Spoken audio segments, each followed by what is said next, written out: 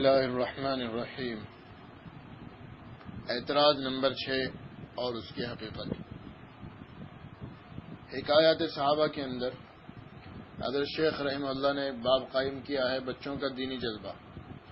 اس باب کے اندر صحابہ کرام رضوان اللہ علیہم اجمعین کے بچوں کے ایمانی کردار اور ان کے کارنامے ذکر کیے ہیں تاکہ پڑھنے والوں کو ان سے سبق حاصل ہو اور وہ اپنی بچوں کی تعلیم اور تربیت اور بچپن سے ہی ان کی رجال سازی کے اندر توجہ کریں اور محنت کریں۔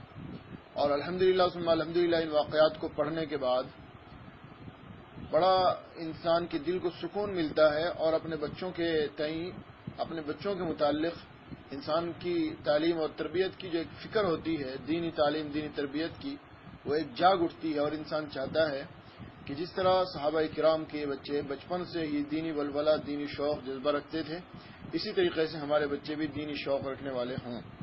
اسی باب کے اندر حضرت شیخ رحمہ اللہ نے ایک واقعہ نقل کیا ہے حضرت حسین رضی اللہ تعالی عنہ کا۔ پہلے حضرت حسن رضی اللہ عنہ کا واقعہ نقل کیا، ان کے بعد ان کے چھوٹے بھائی حضرت حسین رضی اللہ عنہ کا۔ واقعے کا خلاصہ یہ ہے کہ حضرت حسین رضی اللہ عنہ جو ہے اپنے بھائی حسن سے عمر میں 1 سال چھوٹے تھے اور تقریباً 6 سال کے تھے تقریباً۔ تو اتنی چھوٹی عمر کے اندر بچہ بچپن کے کھیل کود میں ہی زیادہ دھیان دیتا ہے، اسے دین سے، دین کی باتوں سے، حدیثوں سے اور نصیحت واعظ کی باتوں سے اس کا کیا تعلق اور کیا واسطہ ہوتا ہے۔ لیکن حضرت حسین رضی اللہ تعالی عنہ یہ اعلیٰ دینی تعلیم کی اور تربیت کی بدولت اللہ تبارک و تعالی نے انہیں ایسا شوق ذوق عطا فرمایا تھا کہ اتنی کم عمر ہونے کے باوجود بھی انہوں نے نبی اکرم صلی اللہ علیہ وسلم سے متعدد حدیثیں سن کر نقل کی ہیں، محفوظ کی ہیں اور بیان کی ہیں۔ چنانچہ ان کے بارے میں لکھا ہے کہ تقریباً 8 حدیثیں حضرت حسین رضی اللہ تعالیٰ عنہ سے منقول ہیں۔ اس کے بعد ان کا واقعہ نقل کرنے کے بعد اور ایک حدیث نقل کرنے کے بعد حضرت حسین رضی اللہ تعالیٰ عنہ کی فائدے کا عنوان بنایا ہے۔ اس فائدے کے عنوان کے تحت حضرت شیخ رحمہ اللہ لکھتے ہیں اس قسم کے واقعات صحابہ کرام کے بکثرت ہیں کہ بچپن کے واقعات حضور صلی اللہ علیہ وسلم سے نقل کیے اور یاد رکھے۔ آگے لکھتے ہیں چند سطریں چھوڑ کر، ہم لوگ بچوں کو واہی تباہی فضول باتوں میں لگاتے ہیں، جھوٹے جھوٹے قصے ان کو سنا کر لغویات میں دماغ کو پریشان کرتے ہیں۔ اگر اللہ والوں کے قصے تلاش کر کے ان کو سنائے جائیں اور بجائے جن بھوت سے ڈرانے کے اللہ سے اور اس کے عذاب سے ڈرائیں اور اللہ کی ناراضی کی اہمیت اور ہیبت دل میں پیدا کریں تو دنیا میں بھی ان کے کارآمد ہو اور آخرت میں تو مفید ہے ہی۔ بچپن کا زمانہ حافظے کی قوت کا زمانہ ہوتا ہے، اس وقت کا یاد کیا ہوا کبھی بھی نہیں بھولتا۔ ایسے وقت میں اگر قرآن پاک حفظ کرا دیا جائے تو نہ کوئی دقت ہو نہ وقت خرچ ہو۔ میں نے اپنے والد صاحب نور اللہ مرقدہ سے بھی بارہا سنا اور اپنے گھر کی بوڑھیوں سے بھی سنا ہے کہ میرے والد صاحب رحمۃ اللہ علیہ کا جب دودھ چھڑایا گیا تو پاؤ پارا حفظ کر چکا تھا اور 7ویں برس کی عمر میں قرآن شریف پورا حفظ ہو چکا تھا۔ اب دیکھیے یہ واقعہ نقل کیا ہے اور آخر میں جو ہے اس کے اندر حضرت نے یہ بھی لکھ دیا یہ واقعہ پرانے زمانے کا قصہ نہیں، اسی صدی کا واقعہ ہے، لہذا یہ بھی نہیں کہا جا سکتا کہ صحابہ کرام جیسی قوا اور ہمتیں اب کہاں سے لائی جائیں۔ اس واقعے کو پڑھنے کے بعد کوئی بھی صاف دل آدمی اور جس کا ذہن اور جس کا دماغ درست ہو، تعصب اور کسی بھی طرح کے عناد اور حسد اور بغض و عداوت سے پاک ہو، اسے اس واقعے کے اندر نہ کوئی جھول نظر آئے گا، نہ اس کے اندر اسے کوئی کسی طرح کا نقص نظر آئے گا، نہ اس کے اندر کسی کی کوئی توہین یا کسی کے اوپر کسی کو فضیلت اور فوقیت دینا نظر آئے گا۔ اس کے اندر صرف اور صرف یہی نظر آئے گا کہ جس طرح صحابہ کرام کے چھوٹے چھوٹے بچے دینی معاملے کے اندر اتنا شوق جذبہ اور ولولہ رکھتے تھے کہ بچپن سے ہی جو ہے وہ سنتوں کو اور شریعت کو حفظ کرنا اور یاد کرنا اور اس کا اہتمام کرنا شروع کر دیتے تھے. اسی طریقے سے آج اگر ہم بھی اپنے بچوں کی تعلیم اور تربیت کی طرف توجہ کریں بچپن سے ہی اور چھوٹی عمر صغر سنی سے ہی، تو آج ہمیں بھی ہمارے بچوں کی بھی جو ہے مستقبل بہترین بنے اور خوشگوار اور روشن مستقبل بنے ان کا. اور نمونے کے طور پر کہ کوئی یہ نہ سمجھ لے کہ اس طرح کے واقعے تو پہلے ہی زمانوں میں پیش آتے تھے، صحابہ کے زمانے میں ہی ان کی ہمتیں بڑی اعلیٰ عرفہ تھی، تو اس وقت کے ماحول کو آج پہ قیاس نہیں کیا جا سکتا. حضرت شیخ نے اپنے والد صاحب کا واقعہ بیان کر دیا کہ جب ان کا دودھ چھڑایا گیا تو ان کے پاؤ پارا حفظ ہو چکا تھا. تو اس لیے کسی کو یہ اشکال نہ ہو کہ یہ سب پہلے زمانے میں ہی ہوتا تھا. اگر آج بھی کوئی ہمت کرے اور آج بھی بچوں کی صحیح تربیت ہو تو یہ سب آج بھی ہو سکتا ہے. تو یہ اتنا بہترین، اتنا شاندار اور اتنا ایمان افروز واقعہ ہے. اس کے اوپر بھی غیر مقلدین کو اعتراض ہی نظر آیا. اس کے اندر جو خوبیاں اور اس کے اندر جو ایمان افروزی کی باتیں ہیں ان سے انہوں نے جو بالکل آنکھ بند کر لی. اعتراض بھی کیسا جو کسی حد سے کہیں تک بھی وہ اعتراض نہیں بنتا ہے، کسی بھی صورت میں وہ اعتراض بننے قابل ہے ہی نہیں. لیکن چونکہ ہمارا مشن ہے وہ یہ ہے کہ بالاستیعاب جتنے اعتراضات کیے گئے ہیں ان تمام کا جواب دے دیا جائے تاکہ کوئی بھی اعتراض باقی نہ رہے، ساتھیوں کے کسی بھی طرح کا کوئی اشکال نہ رہے. اس لیے جو ہے ہمیں ان چیزوں کا جواب دینے کی ضرورت محسوس ہوئی، ورنہ تو در حقیقت یہ اعتراض قابل جواب ہی نہیں بلکہ قابل توجہ بھی نہیں ہے. اس واقعے کے اوپر سب سے پہلے میرے خیال میں، میرے نظریے کے مطابق سب سے پہلے اعتراض کرنے والا تابش مہدی ہے. یہ ایک مودودی تھا، اس نے کتاب لکھی تبلیغ نصاب ایک جائزہ. اس کتاب کے اندر اس نے اس واقعے کے اوپر اعتراض کیا کہ یہاں دیکھو حضرت حسین رضی اللہ عنہ کا واقعہ نقل کیا کہ انہیں بچپن میں 6 سال کی عمر میں 8 حدیثیں یاد ہو گئی تھی. اس کے بعد اپنے باپ کا واقعہ نقل کر دیا حضرت شیخ نے کہ میرے والد صاحب کو 2 سال کی عمر میں پاؤ پارا حفظ ہو چکا تھا. تو گویا حضرت شیخ نے اپنے والد کو حضرت حسین رضی اللہ عنہ کے مقابلے میں لا کھڑا کر دیا اور ایک اعتبار سے انہیں فوقیت دے دی کہ حضرت حسین نے تو 8 ہی حدیثیں یاد کی تھی، میرے والد نے تو ایک پاؤ پارا 2 سال کی عمر میں یاد کر لیا. اور صرف حضرت حسین نہیں بلکہ اس واقعے سے تو حضرت شیخ نے اپنے والد کو حضرت عیسیٰ علیہ السلام پر بھی فوقیت اور ترجیح دے دی، کیونکہ حضرت عیسیٰ علیہ السلام نے تو بچپن میں چند باتیں ہی کی تھی ماں کی گود میں، اور یہاں تو حضرت شیخ کے والد بچپن میں ماں کی گود میں 2 سال کی عمر میں پاؤ پارا حفظ کر چکے تھے. تو یہ واقعہ تابش مہدی نے نقل کیا تھا اور اس کے اوپر اس نے یہ جاہلانہ احمقانہ اعتراض کیا تھا. حالانکہ یہ اعتراض جو اس نے کیا یہ حضرت شیخ کے کسی معتقد یا فضائل اعمال پڑھنے والوں کے کبھی ذہن اور خیال اور حاشیے خیال میں بھی نہیں آیا ہوگا، لیکن اس کی سوچ کیونکہ گندی ہے اس نے اسی نظریے سے فضائل اعمال کا مطالعہ کیا، اس لیے اسے یہی نظر آیا اس کے اندر.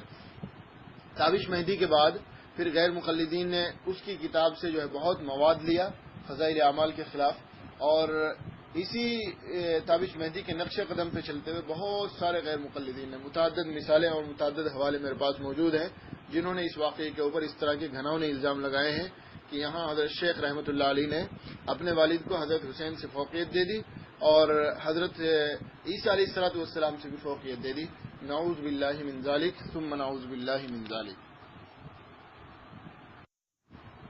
کیا حضرت شیخ رحمۃ اللہ علیہ نے اپنے والد کو حضرت عیسیٰ علیہ السلام اور حضرت حسین رضی اللہ تعالیٰ عنہ سے بڑھانے کی کوشش کی ہے، ان کے اوپر ترجیح دینے کی کوشش کی ہے؟ پہلے حضرت شیخ رحمۃ اللہ علیہ سے ہی پوچھ لیتے ہیں، کیونکہ یہ مشہور اصول ہے، دینی دنیاوی عقلی نقلی ہر اعتبار سے یہ اصول مشہور ہے اور مسلمہ ہے کہ تصنیف را مصنف نکو کنت بیاں، کہ تصنیف کو مصنف ہی صحیح بیان کر سکتا ہے اور قائل ہی قول کا مطلب اپنے صحیح جانتا ہے، اپنے کلام کی تشریح کا سب سے پہلا حق اسے ہی ہوتا ہے. چنانچہ حضرت شیخ رحمۃ اللہ علیہ سے کسی نے حضرت شیخ کو خط لکھا اور خط کے اندر یہی لکھا. تابش مہدی کی کتاب پڑھنے کے بعد یہ کسی اور سرفرے مولوی سے جو ہے یہ اعتراض سننے کے بعد کسی نے حضرت شیخ رحمۃ اللہ علیہ کو خط لکھا کہ حکایات صحابہ میں آپ فرماتے ہیں کہ میرے والد صاحب مرحوم دودھ چھڑانے کے وقت پاؤ پارے قرآن شریف کے حافظ تھے. ماشاءاللہ مولوی زکریا زندہ باد. آپ نے اپنے والد صاحب کو حضرت عیسیٰ علیہ السلام سے بھی بڑھا دیا، کیونکہ انہوں نے تو حضرت مریم کی گود میں چند باتیں فرمائی تھی، لیکن آپ کے والد نے تو پاؤ پارا یاد کر لیا تھا. کیا ضرورت تھی ان باتوں کی لکھنے کی؟ فقط حضرت شیخ رحمۃ اللہ علیہ نے اس کا جواب عنایت فرمایا اور دیکھیے کیا خوبصورت، کتنا عاجزانہ اور کتنا بہترین اور کتنا مختصر جواب عنایت فرمایا. فرماتے ہیں جواب میرے والد صاحب کے واقعے کو حضرت عیسیٰ علی نبینا علیہ الصلوۃ والسلام پر بڑھا دینے کا الزام میری عقل سے باہر ہے. ہمارے اطراف میں تو یہ حضرت نے جواب دے دیا کہ یہ میری عقل سے باہر ہے کہ کس طریقے سے انہوں نے عقل لڑا کے اور کس طرح انہوں نے اپنی عقل کا غلط استعمال کر کے جو ہے انہوں نے یہ نتیجہ اخذ کرنے کی کوشش کی ہے. حضرت عیسیٰ علیہ السلام کا وہاں تذکرہ ہی نہیں ہے. حضرت عیسیٰ علیہ السلام کی طرف تو کسی کی توجہ ہی نہیں کی اس واقعے کے اندر. زبردستی حضرت عیسیٰ علیہ السلام سے بڑھانے کی کوشش کرنا اور یہ ترجیح اور راجع مرجوع کا فیصلہ کرنا. حضرت فرماتے ہیں کہ یہ فیصلہ اور یہ اس طرح کی سوچ جو ہے یہ میری عقل سے پرے ہے. میری عقل میں بھی یہ بات نہیں آئی کہ اس طرح کی حرکت بھی ہو سکتی ہے کیا. دوسری بات، اگر کسی کو یہ اشکال ہے کہ 2 سال کی عمر میں بچے نے پاؤ پارا حفظ کس طرح کر لیا، اس کے اوپر کسی کو اشکال ہے، تو حضرت فرماتے ہیں ہمارے اطراف میں تو عام طور سے بہت سے بچے بولنا شروع کر دیتے ہیں اور باتیں کرنے لگتے ہیں. اگر ایسی حالت میں چند صورتیں اس کو والدین نے یاد کرا دی ہوں تو اس میں کیا محال لازم آ گیا؟ کیا آپ نے کسی ایسے بچے کو کبھی نہیں دیکھا جو دودھ چھڑانے کے وقت باتیں کرنے لگا ہو؟ کتنی صاف صاف بات ہے. حضرت نے صاف صاف فرما دی کہ بچہ جب 1.5 سال کی عمر میں بات کرنے لگتا ہے، بولنے لگتا ہے، اپنے ابا امی اور اپنے بھائی بہنوں کا، اپنے ساتھ والوں کا نام لینا شروع کر دیتا ہے، اور 2 سال کی عمر تک پہنچتے پہنچتے بعض بچے اچھا خاصا صاف ستھرا بولنے لگتے ہیں. صاف ستھرا ہم نے دیکھے بچے، ہمارے گھر میں بچے ہیں کہ 2 سال کی عمر سے پہلے بچے بالکل صاف ستھرا بولنے لگتے ہیں اور اس قدر زبان چلاتے ہیں کہ انہیں بڑا مشکل ہوتا ہے چپ کرنا. کبھی کچھ پوچھتے ہیں، کبھی کچھ پوچھتے ہیں. تو وہ بچے جو مختلف طرح سے اپنی زبان کا استعمال کر رہے ہیں، غلط باتیں کر رہے ہیں، الٹی سیدھی باتیں، فضولیات لغویات کے اندر اپنی زبان کو استعمال کر رہے ہیں، اگر ان کے نیک صالح والدین نے ان چھوٹے چھوٹے بچوں کو قرآن کریم کی چند صورتیں یاد کروا دی، بھائی پاؤ پارا، یہ ام کا پاؤ پارا 30واں پارا، اس کے اندر ہے بھی تو چھوٹی چھوٹی صورتیں. تو چھوٹی صورتیں بچے ذہین ہوتے ہیں، اور بعض بچہ تو بہت زیادہ ذہین ہوتا ہے کہ وہ ایک مرتبہ سننے کے بعد ہی جو ہے اسے محفوظ کر لیتا ہے. تو اس حالت میں اگر چھوٹی چھوٹی صورتیں یاد کروا دی، یہ 15-20 صورتیں بچے کو، تو کون سی بعید بات ہو گئی. آج کے زمانے کے اندر گھروں میں ٹی وی چلتا ہے، چھوٹے چھوٹے بچے دیکھتے ہیں، اور ہم نے دیکھا خود اپنی آنکھوں سے، بلکہ سننے والے سامعین بھی تقریباً تمام ہی اس کا تجربہ رکھتے ہوں گے کہ اس ٹی وی کے ماحول کی وجہ سے چھوٹے چھوٹے بچے گانے بھی سیکھ جاتے ہیں. بالکل بچپن میں ہی ناچنا، تھرکنا، رقص کرنا، یہ ساری کی ساری چیزیں بچے بچپن سے ہی شروع کر دیتے ہیں. تو یہ سب ماحول کا اثر ہے. اگر بچے کو دینی ماحول، قرآن کا ماحول، تعلیم و تربیت کا ماحول ملے گا تو وہ بچہ جو ہے قرآن بھی سیکھ سکتا ہے، دین بھی سیکھ سکتا ہے، شریعت بھی سیکھ سکتا ہے، اس کی اچھی تعلیم اور اچھی تربیت ہو سکتی ہے. یہ کوئی بعید بات نہیں ہے. تو یہاں تقابل پیدا کرنے کی کوشش کرنا یہ بہت ہی غلط بات ہے اور بہت ہی احمقانہ اور جاہلانہ مشن ہے. یہ جو حوالہ میں نے پڑھا ہے یہ حضرت شیخ رحمۃ اللہ علیہ کی کتاب، جو حضرت شیخ رحمۃ اللہ علیہ کے خطوط کے جوابات ہیں وہ ایک جگہ جمع کر دیے گئے. ان کا نام ہے کتب فضائل پر اشکالات اور ان کے جوابات. اس کے صفحہ 70 پہ جو ہے حضرت شیخ رحمۃ اللہ علیہ نے یہ جواب عنایت فرمایا کسی سائل کو. اب میں تو یہی کہتا ہوں غیر مقلدین سے، یہ جو بھی معترضین ہیں، کہ وہ خدا کے لیے انصاف کی نظر سے جو ہے ان کتابوں کو دیکھیں، مطالعہ کریں، اور خام خامہ اپنے حسد، اناد اور تکبر اور ضد اور ہٹ دھرمی کی وجہ سے صحیح بات کے اندر غلط پہلو نکالنے کی کوشش نہ کریں. لیکن اگر ان کی ضد یہی ہے تو پھر ان کی بھی عبارتیں ہیں جن کے اندر غلط مطلب اور غلط مفہوم نکالا جا سکتا ہے. ہم ان کے سامنے، میں نمونے کے طور پر بے شمار عبارتیں رکھ سکتا ہوں، لیکن میں صرف ایک عبارت پیش کرتا ہوں جو انہی کے علماء کی ہے کہ کیا یہاں تقابل نہیں ہو رہا. اس وقت غیر مقلدین کے مشہور عالم اور مایہ ناز عالم شمار ہوتے ہیں جو غیر مقلدین کے اکابرین میں ہیں، جن کی بڑی تصنیفی خدمات ہیں اس وقت جماعت اہل حدیث کے اندر. ان کا نام ہے ارشاد الحق عصری. ان کی کتاب ہے مشہور کتاب پاک و ہند میں علماء اہل حدیث کی خدمات حدیث. اس کتاب کے صفحہ 31 پہ وہ لکھتے ہیں میاں نذیر حسین دہلوی کی تعریف میں، فرماتے ہیں سبحان اللہ وہ تو ایک صحابی معلوم ہوتے تھے. کیا لکھا؟ سبحان اللہ وہ تو ایک صحابی معلوم ہوتے تھے. دیکھیے وہاں تو تقابل نہیں تھا، یہاں تو باقاعدہ صحابی کے نام سے انہیں نامزدی کر دیا. اگر ہم یہ اعتراض کریں کہ غیر مقلدین نے اپنے نذیر حسین دہلوی کو صحابی بنا دیا اور لکھا اس کے اندر صراحت کے ساتھ صحابی بنا دیا، یہ صحابی کی توہین ہے. کہاں نذیر حسین دہلوی اور کہاں حضرت صحابی رسول. حضرت عبداللہ ابن مبارک کا وہ فرمان پیش کر کے ہم اس کا جو ہے غلط مفہوم مخالف نکالیں کہ جس کے اندر حضرت عبداللہ ابن مبارک نے فرمایا تھا کہ امیر معاویہ کے گھوڑے کے ناک سے نکلنے والی دھول بھی حضرت عمر ابن عبدالعزیز سے افضل ہے. تو عمر ابن عبدالعزیز جو تابعین میں سے ہیں اور خلفائے راشدین کے جانشین ہیں اور عظیم اور صاحب فضیلت تابعین میں سے ہیں، منصف ہیں، عادل ہیں، ان کے بارے میں یہ کہا جا رہا ہے کہ وہ صحابی کے گھوڑے کے نتنوں سے نکلنے والی دھول کے برابر بھی نہیں، تو پھر نذیر حسین کا کیا مقام ہوگا؟ نذیر حسین کس کھیت کی مولی ہے کہ اسے کہا جائے کہ وہ صحابی معلوم ہوتے تھے؟ لیکن ہم اس طرح کے مزاج کے عادی نہیں ہیں. ہم ہر بات کو صحیح زاویے سے پرکھنے کے عادی ہیں اور جہاں تک وہ بات ہو سکتی ہے اسے وہیں تک ہم پہنچاتے ہیں. اس کا غلط مفہوم توڑ مروڑ کے جو ہے ہم لوگ پیش کرنے کے عادی نہیں ہیں. اگر غیر مقلدین اس طرح کی حرکتیں کریں گے تو ان کی عبارتیں بھی ان کے سامنے رکھ دی جائیں گی اور پھر انہیں بھی جو ہے جواب دینا مشکل ہو جائے گا. اب میں نمونے کے طور پر تسلی اور تشفی کے لیے چند واقعات نقل کر دیتا ہوں جو تابعین کے اور صحابہ کے زمانے کے واقعات ہیں اور جو حدیث کی کتابوں میں سند کے ساتھ نقل کیے گئے ہیں اور جن کی سندیں بھی تقریباً صحیح ہیں، اور ان واقعات کو محدثین نے بطور اصول کے پیش کیا ہے اور ان سے نتائج اور اصول مستنبط کیے ہیں. تو یہ چند واقعات ہیں، ان واقعات کو آپ پڑھ لیں، غور کر لیں کہ اگر یہ ہو سکتا ہے تو پھر یہ کیوں نہیں ہو سکتا جو فضائل اعمال میں ہے کہ بچہ چھوٹی سی عمر میں کچھ حفظ کر سکتا ہے، یاد کر سکتا ہے، یہ نہیں کر سکتا. تو اس کے لیے یہ میرے پاس اس وقت حاکم نیشا پوری کی کتاب، مشہور کتاب اصول حدیث کے متعلق، بلکہ اصول حدیث کا مرجع اور ماخذ سمجھے جانے والی کتاب الکفایہ ہے، الکفایہ فی علم الروایہ. اس کتاب کے اندر متی یصیح سماع الصغیر، بچے کا سماع کب صحیح ہوتا ہے، اس عنوان کے تحت انہوں نے کافی لمبی چوڑی بحث کی ہے، تفصیلی بحث کی ہے، اور اس میں انہوں نے یہ ثابت کرنے کی کوشش کی ہے کہ بچہ بچپن کے اندر بھی ضبط کر سکتا ہے، یاد کر سکتا ہے، حفظ کر سکتا ہے اور اس کی روایت اور درایت جو ہے وہ درست ہو سکتی ہے. چنانچہ مثالیں انہوں نے پیش کی ہیں، متعدد مثالیں ہیں. چند مثالیں میں آپ کے سامنے پیش کر دیتا ہوں. قاضی ابو محمد عبداللہ بن محمد بن عبد الرحمن اصبہانی، ان کے بارے میں لکھا ہے، یہ حاکم نے اپنی پوری سند کے ساتھ، مکمل سند کے ساتھ لکھا ہے. یہ لکھتے ہیں اب ان کے بارے میں کہ 5 سال کی عمر میں انہوں نے مکمل قرآن کریم حفظ کر کے سنا دیا. 5 سال کی عمر میں مکمل قرآن کریم حفظ کر کے سنا دیا. آگے جو ہے ان کے یہ قاضی ابو عاصم لکھتے ہیں، نہیں یہ دوسرا واقعہ. اب دیکھیے یہ واقعہ ہے کفایہ، پہلی جلد کے صفحہ 228 کے اوپر ہے، اور اسی طریقے سے یہ واقعہ تاریخ بغداد کے اندر خطیب بغدادی نے بھی نقل کیا ہے، تاریخ بغداد کی 10ویں جلد کے صفحہ 144 کے اوپر، کہ 5 سال کی عمر میں مکمل قرآن کریم حفظ کر کے سنا دیا. حضرت شیخ نے تو اپنے والد کا 7 سال کا تذکرہ کیا ہے، یہاں 5 سال کا تذکرہ ہے.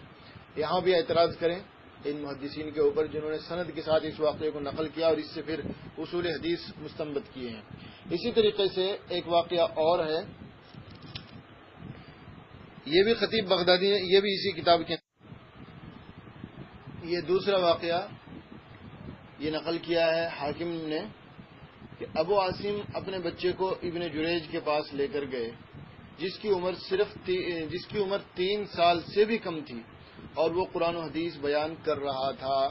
وہ بچہ قرآن و حدیث بیان کر رہا تھا. ذهبت بابني الى ابن جریج وهو ابن اقل من 3 سنين يحدثه بهذا الحديث والقرآن، حدیث اور قرآن بیان کر رہا تھا.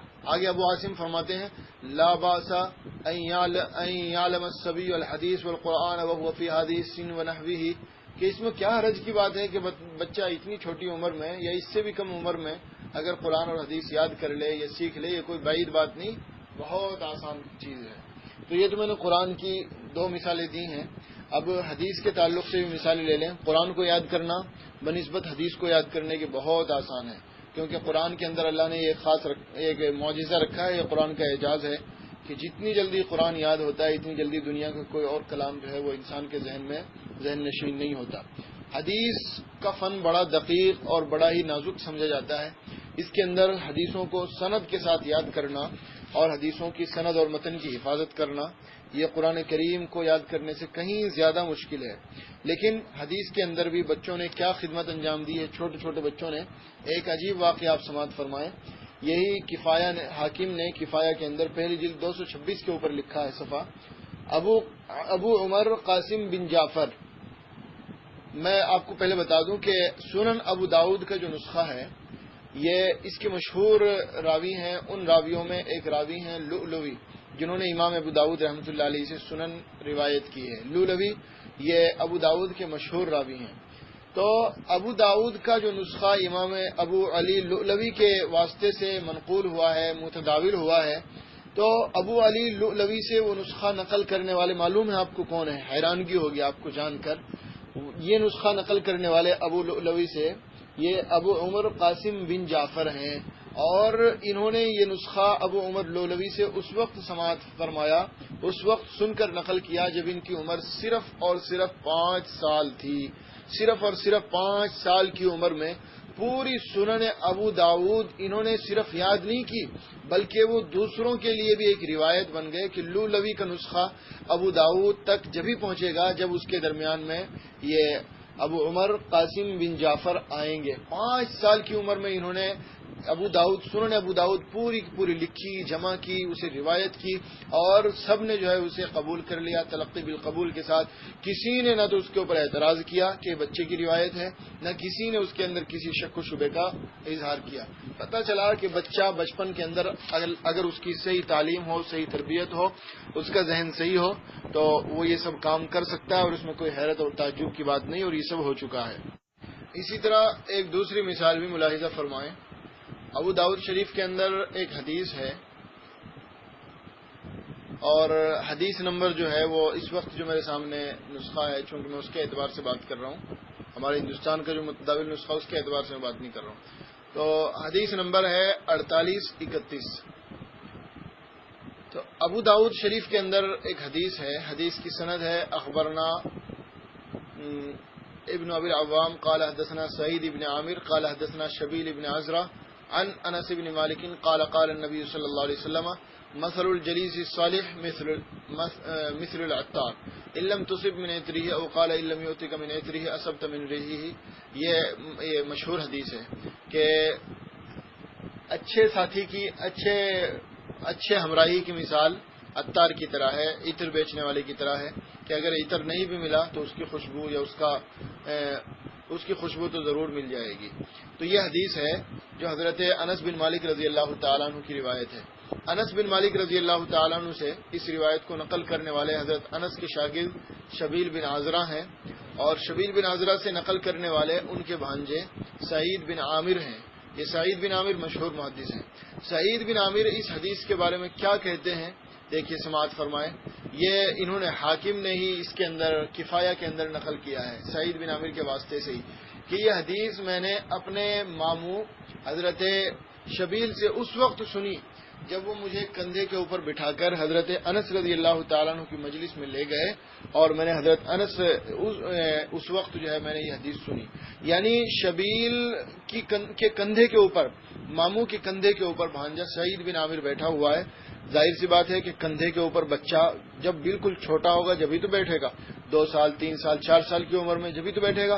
10-15 سال کے بچے کو کون کندھے پہ بٹھا رہا ہے؟ کہ ماموں اپنے بھانجے کو کندھے پر بٹھا کر لے گئے, اور انہوں نے اس اتنی سی عمر کے اندر حدیث سنی حضرت انس رضی اللہ تعالیٰ عنہ سے اور اپنے ماموں سے, اور بیان کر دی. اور وہ حدیث سنن کی کتابوں کے اندر اس کی اگر تخریج کی جائے تو تقریباً 10-15 کتابوں میں حدیث موجود ہے. میں نے صرف ابو داؤد شریف کا حوالہ دیا ہے. تو اگر بچوں کے حافظے پہ شک کیا جانے لگے تو پھر تو یہ حدیث کے ذخیرے بھی جو ہے ناکام ہو جائیں گے. اسی طریقے سے صحیح بخاری کے اندر روایت موجود ہے, حضرت محمود بن ربی رضی اللہ تعالیٰ عنہ کی مشہور روایت ہے کہ 5 سال کی عمر میں انہوں نے نبی اکرم صلی اللہ علیہ وسلم کی حدیث بیان کی, آپ صلی اللہ علیہ وسلم کا عمل بیان کیا محفوظ کر کے. اسی طریقے سے عمر ابن ابی سلمہ رضی اللہ تعالیٰ عنہ, یہ نبی اکرم صلی اللہ علیہ وسلم کے سوتیلے بیٹے ہیں, حضرت ام سلمہ رضی اللہ تعالیٰ عنہ کے صاحبزادے. ان کی روایت بھی موجود ہے, اور یہ روایت صحیحین کے اندر بھی ہے, صحیحین بخاری مسلم وغیرہ کے اندر یہ روایت موجود ہے یہ مشہور واقعہ یہ فرماتے ہیں کہ میں بچپن میں حضور صلی اللہ علیہ وسلم کی گود میں بیٹھا تھا. ممکن ہے کہ کسی روایت میں گود کا تذکرہ نہ ہو، لیکن یہ گود کا تذکرہ کفایہ کے اندر حاکم نے کیا ہے کہ میں آپ صلی اللہ علیہ وسلم کی گود میں بیٹھا تھا، تو آپ صلی اللہ علیہ وسلم نے مجھے جو ہے نصیحت فرمائی، یا غلام اذا اکلت فسم اللہ وکل بیمینک وکل مما یلیک، کہ بچے جب تو کھانا کھائے تو اللہ کا نام لے کر کھانا شروع کر، دائیں ہاتھ سے کھا اور اپنے سامنے سے کھا. یہ نصیحت فرمائی. اب دیکھیے چھوٹا سا بچہ، اس نے نبی اکرم صلی اللہ علیہ وسلم کی گود میں بیٹھ کے کھانا کھایا. ظاہر سی بات ہے گود میں بیٹھ کے جو بچہ کھانا کھائے گا اس کی عمر کتنی ہوگی بھائی؟ 2 سال 3 سال یا حد سے حد 4 سال. کوئی 15 سال کے 10 سال کے بچے کو تو کوئی گود میں بٹھا کے کھانا نہیں کھلاتا ہے. تو حضرت عمر ابن ابی سلمہ رضی اللہ تعالیٰ عنہ نے نبی اکرم صلی اللہ علیہ وسلم کی گود میں بیٹھ کے کھانا کھایا، اور آپ صلی اللہ علیہ وسلم نے انہیں جو نصیحت فرمائی تھی وہ نصیحت انہوں نے انہی الفاظ کے ساتھ جو ہے محفوظ رکھی اور یاد کر لی اور بیان کر دیا. اسے کسی نے اس کے اندر شک کا اظہار نہیں کیا. اسی طریقے سے حضرت ابو ایاس رضی اللہ تعالیٰ عنہ یہ کہتے ہیں کہ میرے والد ایاس مجھے نبی اکرم صلی اللہ علیہ وسلم کی خدمت میں لے کر حاضر ہوئے، درا حال ہے کہ میں بچہ تھا. آپ نے میرے سر پر ہاتھ پھیرا اور دعائے مغفرت فرمائی. یہ بھی کفایہ پہلی جلد کے صفحہ 210 پہ ہے.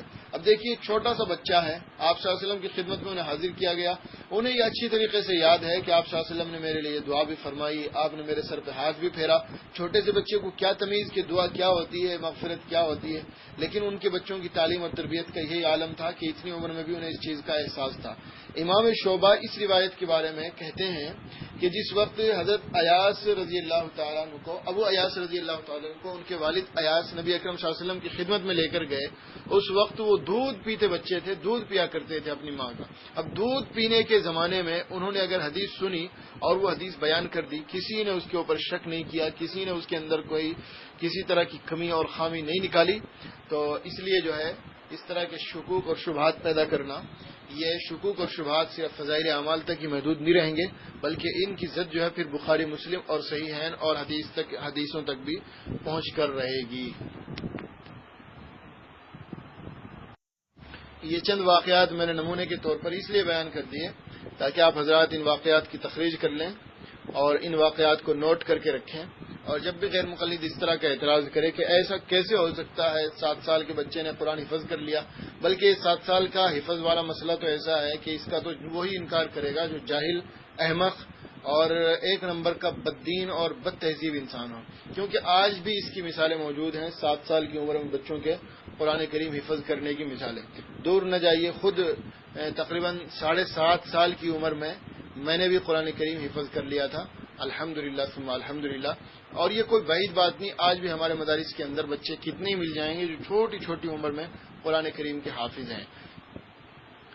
تو یہ تو واقعی میں نے آپ کے سامنے بیان کر دیے اور پیش کر دیے ہیں. اگر ضرورت محسوس ہو تو آپ حضرات جو ہے اس کے اسکین مجھ سے لے سکتے ہیں. ان چیزوں کو نوٹ رکھیں، ان کے نوٹ اپنے پاس رکھیں. اس کے اسکین میں انشاءاللہ اگر آپ کا مطالبہ ہوگا تو دے دوں گا. ایک الزامی حوالہ بھی آپ نوٹ فرما لیں کہ کیا اتنی جلدی یاد ہو سکتا ہے قرآن کریم، یہ الزامی حوالہ بھی آپ نوٹ فرما لیں. یہ غیر مقلدین کے مشہور محدث حافظ عبد المنان نور پوری کا حوالہ ہے. یہ حافظ عبد المنان نور پوری کون ہے؟ پہلے میں ان کا مختصر تعارف کروا دوں. نذیر حسین دہلوی کے شاگردوں میں سے ہیں. نذیر حسین دہلوی کے ان شاگردوں میں سے ہیں جو چنندہ ہیں اور یوں سمجھیے کہ جن کے اوپر مسلک اہل حدیث کو ناز ہیں، جن کی سوانح حیات بڑی بڑی ضخیم کتابوں میں جو ہے غیر مقلدین نے لکھی ہیں. تو یہ عبد المنان نور پوری وہ ہیں جن کے بارے میں نذیر حسین دہلوی خود کہا کرتے تھے کہ مجھے اپنے صرف 3 شاگردوں پہ ناز ہے اور ان میں ایک یہ عبد المنان نور پوری بھی ہیں. تو یہ نذیر حسین دہلوی کے مایہ ناز شاگرد اور غیر مقلدین کے مایہ ناز مستند عالم. ان کی سوانح حیات غیر مقلدین نے مل کر لکھی ہے. بہت سارے غیر مقلدین نے مل کر جو ہے ان کی سوانح حیات لکھی ہے. سوانح حافظ عبد المنان نور پوری، اس کے اندر واقعہ لکھا ہے کہ انہوں نے رمضان المبارک سے پہلے قرآن کریم حفظ کرنا شروع کیا، لیکن جب رمضان شروع ہو گیا تو 2 پارے بچ گئے، 18واں اور 19واں پارا بچ گیا اور یہ حفظ نہیں ہوا تھا. اب انہوں نے قرآن کریم تراویح میں سنانا شروع کر دیا. اتفاق سے جب 18ویں تراویح آئی تو 18واں پارا ان کے یاد نہیں تھا، تو انہوں نے کیا کام کیا کہ صبح انہوں نے یاد کرنا شروع کیا اور شام تک جو ہے 18واں پارا یاد کر لیا اور پھر تراویح کے اندر پورا پارا سنا دیا. اسی طریقے سے 19واں پارا بھی ان کے یاد نہیں تھا، تو انہوں نے یعنی حفظ ہی نہیں کیا تھا. حفظ ہی نہیں کیا تھا. ایک تو ہوتا ہے یاد کہ آدمی کو جو ہے کچھ خامی غلطی لگ جائے. انہوں نے حفظ ہی نہیں کیا تھا. صبح سے شام تک جو ہے پورا پارا انہوں نے حفظ کر لیا اور تراویح میں سنا دیا. اسی طریقے سے اگلے دن 19ویں رمضان میں 19واں پارا بھی انہوں نے صبح سے شام تک حفظ کر لیا اور سنا دیا. تو بتائیے ایک بڈھا آدمی صبح سے شام تک ایک پارا حفظ کر لے, اس میں کوئی تعجب کی بات نہیں, اور اسے جو ہے اس کے فضائل میں بیان کیا جا رہا ہے. تو بچپن کی عمر جس کے اندر بچہ بالکل خالی ذہن ہوتا ہے اور جس کے اندر اس کا ذہن بالکل, یہ عقل اور نقل اس بات پہ شاہد اور عادل ہیں کہ اس کا ذہن بڑوں سے زیادہ اس وقت مضبوط اور پختہ ہوتا ہے حفظ کرنے کے اعتبار سے, ذہن نشین کرانے کے اعتبار سے. تو اس وقت اگر ایک بچے نے 6 مہینے میں چند صورتیں یاد کر لی, پاؤ پارا یاد کر لیا, تو اس پہ تو اشکال ہو گیا. اور یہ حافظ عبد المنان نور پوری نے 2 ہی دن میں